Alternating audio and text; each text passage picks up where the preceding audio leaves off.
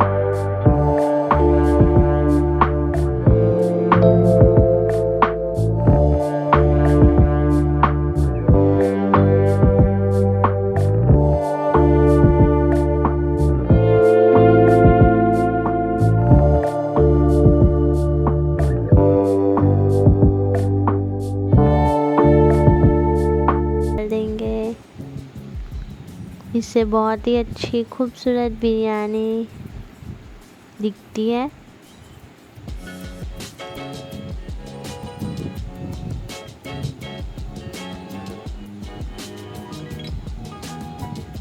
और ये food colour लिया है मैंने, आप चाहे तो अपने मनपसंद का ले सकते हो। मैंने ये टमेटो रेड कलर लिया है और ये मैंने येलो कलर लिया है। आप चाहे तो आपका मनपसंद कलर ले सकते हो।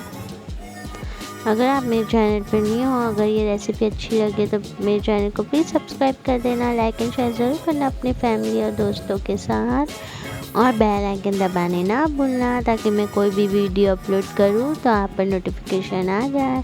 सो गाइस, हमने ये खा के देखी बिरयानी बहुत ही लजीज बनी थी। अल्लाह हाफिज़।